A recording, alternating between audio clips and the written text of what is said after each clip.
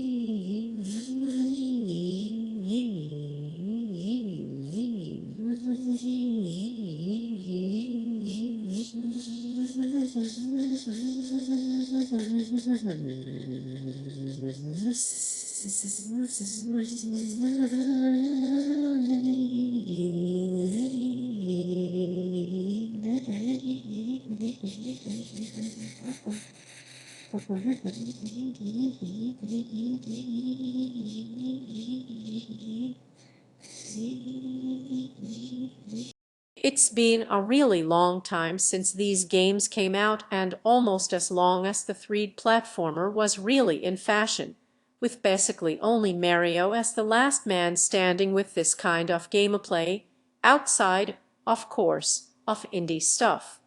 One such piece of indie stuff is Yooka-Laylee, created by Playtonic Games, composed of folks who left Rareware after seemingly getting sick of working under Microsoft, making Kinect sports games and putting out ports of their good stuff.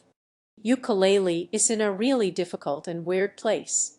In going after a genre of game that was seemingly outgrown well over a decade ago, is bringing back these mechanics and systems really enough? Or are there ways to adapt the formula to a modern setting and make it better than it was even back in the day, like Doom recently did for its originals? What the fuck does its tail time mean? What the fuck does it mean? Does the lizard fuck Rob Cohen, lead writer of Gex? And to the fucking Gecko, does the lizard fuck? Why would you do this, Robert? Why would you do this? Why had a really good time with Yooka-Laylee? You need to regain your heel God. Oh, Jesus Christ. Oh, oh, oh, oh. Ha ha ha ha ha. Ha ha ha ha ha ha. Ha ha ha ha ha ha. The controls are incredible. The basic walk feels to get you where you want to go, as opposed to the originals, where you would end up always using the talent trot. The game's version of the trot uses energy now, but it does this because it's now even faster and controls very differently from just a standard run. And you have something of a turning radius. Getting good at using it just feels good. The game makes mobility itself create a good feeling in a way I haven't seen in quite a long time. There's so much charm to almost every little thing. There's so much variety to the character designs and their personalities in a way that completely fits the original. There's a bunch of snowmen in the snow level, and one of them dresses like Gruntilda used to and talks in rhymes. There are cute puns in all the names all over the place. I especially like the sign who confuses you for a gardener or redecorator every level, and he's called like Planker. And then there's little things, too, like the noises Laylee makes when you redoing the roll move. Like the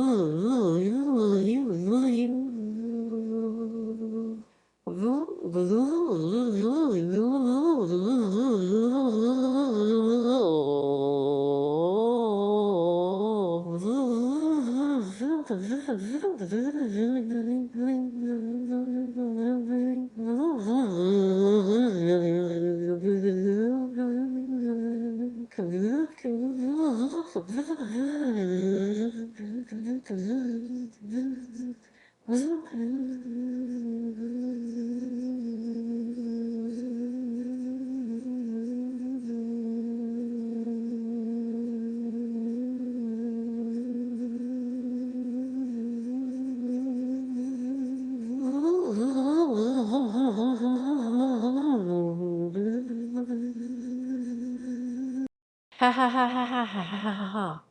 It's beautiful. It sits just cute. The story's kind of cool. You can really feel the seething hatred for the time the creators spent working under Microsoft. The villain is Agent Corporation run by Capital B. Do you get it? Do you understand the Capital Base company, Ivory Towers, has built agent-sucking machine, much like Microsoft, and it stole Yuko and Laylee's book. To get it back, they have to infiltrate Ivory Towers to find and collect all the pages that fell out of it. It's a pretty classic and simple setup, but it works, and I enjoy the massive jabs at corporate structure that it takes. I did expect that. When I see Trozer the snake, I wonder how many years they waited to make that joke. Like, I imagine him being on the cutting room floor of Conquer or something.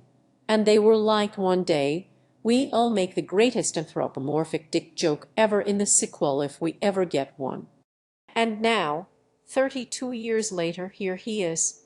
Kirkhope, Wise, and Burke have done a fantastic job of blending the modern capabilities of game soundtracks with the sensibilities that made their work on the older games consoles so special in the first place. While it never feels like it does something truly beyond what the originals could do, it feels like it's doing the sort of thing the originals would have done if they'd had the chance. The creators patched out audiobook salesman and white nationalist Jontran's dialogue from the game, which is a shame, because if there's one thing Jontran is good at, it's making meaningless, incoherent noise into a microphone. It must suck to discover that your favorite good guys have been infected by communism. The game is ultra faithful to the design spec of the works it's throwing back to. But the thing about this faithfulness is that it means all the problems I have with the previous games, all the glaring issues that are even more clear in retrospect, are still present all this time later. People who don't like the original games going back to them without nostalgia, or who never really got them at the time, will not get Yooka-Laylee either. It's another one of those games, good and bad. However, there are some things about Yooka-Laylee that are really interesting. In faithfully recreating a dead genre, it resurrects gameplay elements that were fun, or good, or useful, but got lost in the mists of time. So I thought I'd explore some of the elements that might be worth keeping around and reincorporating back into modern design. Take, for example, the level transitions. The originals needed a transition because you literally couldn't fit that much of a level in data. A standard trick in game development at the time was to have the inside and outside be two separate areas entirely, with a loading zone between them, or put a zone between two sections of the same area when it can be justified. In Banjo-Tooie, the sequel, this makes the ascent up the Isle of Hags even more impressive, because the developers are successfully simulating climbing Agent Mountain with numerous quite small areas where modern games could just put the whole mountain there and have you climb it. Yooka-Laylee is made in an era where you don't really need loading screens. Modern consoles and PC have much more memory and processing power, and using strategic loading and unloading, you can have an entire seamless world with careful loading between maps without ever having to actually stop. But Yooka-Laylee still has these transitions.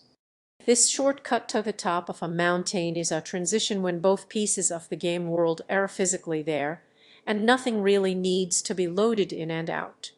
This passage leads inside the mountain into a relatively small area you could have just modeled inside the mountain and had you walk inside. This design sensibility is throughout the game, but the thing is, this isn't just reusing antiquated solutions to problems that don't exist anymore. This kind of level design still has a kind of value of its own. You could have a passage inside the mouth of this cave leading all the way up to the top, but then this shortcut would be significantly longer, wouldn't it? You would have to physically climb or walk or wait in an elevator. The teleportation of sorts you get from having it just be a dark cave you walk into and come out at the top is a really convenient time saver, something you want from a shortcut. Keep notes from software. Something this era of games always did very well was lie to you. You went into a building, and it was bigger on the inside. Was this a mistake? An accident? Did someone fuck up on the blueprints? No. They did it because they thought it was better that way. They did have to be constrained by what the outside of the building looked like because you were in a different map, ruled by different constraints. The world of Banjo-Kazooie was almost a literal cartoon, whose shape changed as it was needed to suit the gameplay. The inside of Duke's Temple is a different shape and size from the outside, something only manageable when both areas are bespoke and separated by a transition. So even though these design elements were used to avoid limitations of the original hardware, there is a genuine, noticeable advantage in these elements, even when those limitations are removed. The other thing these games have is purposefulness in their controls. You are fully responsible for everything the character does. Modern game design seeks to simplify a lot of the experience of controlling a character. This looks really cool, doesn't it? I'm holding forwards. I can't wait to fight you again. Game design. You run Ezio or Altair or any of the shitty, unmemorable characters that came afterwards towards a ledge holding the do cool shit button, and he runs and jumps and climbs all over the shop. This isn't to gameplay. Assassin's Creed is almost the closest thing the collect-a-thon has to a successor, what with all the collecting you redoing, but it's really unengaging because most of the work is done by Altezio for you. You just point him at the thing. The same is true of games like Uncharted or Tomb Raider and so on. These games aren't necessarily bad, but they've moved the simple fun of controlling the character to navigate challenges into the background, and that's not always a good thing. In old platformers, every move was deliberate. You have to keep yourself on a ledge here. It's easy to fall off or miss a jump, and this makes landing the jump correctly satisfying. The supposed simplification of the mechanics of a game has removed some of the more crunchy and interesting and satisfying elements of the actual games. I honestly spent the first couple of hours of Yooka-Laylee feeling flabbergasted that, for the first time in ages, pressing a button to jump, and then moving to where I wanted to move, using my own abilities to control the character instead of pointing them at the thing and letting them do whatever. And also, like when I first replayed Banjo-Kazooie a little while ago, I kept staring at the corner of the screen. Like when Kazooie,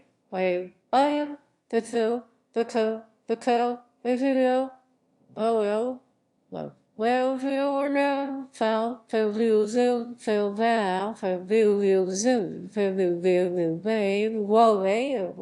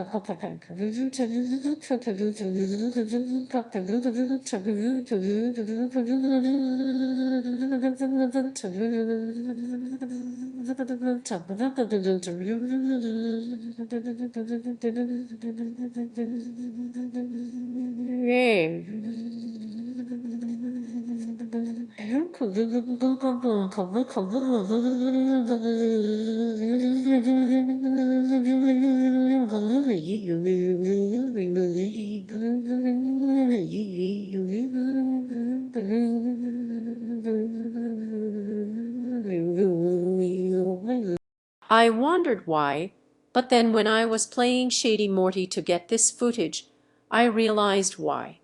I was looking for the mini-map to tell me where to go to do the stuff I was supposed to do. I think one reason the levels in these games are more memorable, literally stick out in your mind, well, you could take a quiz about them, is because they rebuilt around leading you around with their design and encouraging a real sense of curiosity about them. It's a very rare for any aspect of the landscapes of modern games to really pop out at you, existing as mostly giant empty spaces you navigate with ads telling you where all the interesting stuff is already, making your world interesting to simply explore and look and see and find things for yourself instead of the thing you pass through on the way to the interesting stuff marked on the map is a really good idea, which outside of Yooka-Laylee and Breath of the Wild is a practice going unfortunately forgotten in many modern game genres. The game itself isn't perfect, even though O really enjoyed it and was capable of looking past the flaws the way he looked past them back in the day. It deliberately embraces many of the trappings and conventions of a genre that probably went away for a reason, but it contains elements of design and execution that can still be learned from. The wealth of design possibilities opened up by placing level design and convenience for the player over physical coherence. The joyful freedom of a simple but nice-feeling control scheme that takes skill to master properly, the memorable adventure of exploring a space and scoring it for stuff by yourself without anyone telling you where anything is, having to actually look using ingenuity to find, consequently forcing you, without even noticing, to memorize the lamps. Puzzle, puzzle, puzzle, puzzle, puzzle, puzzle, puzzle,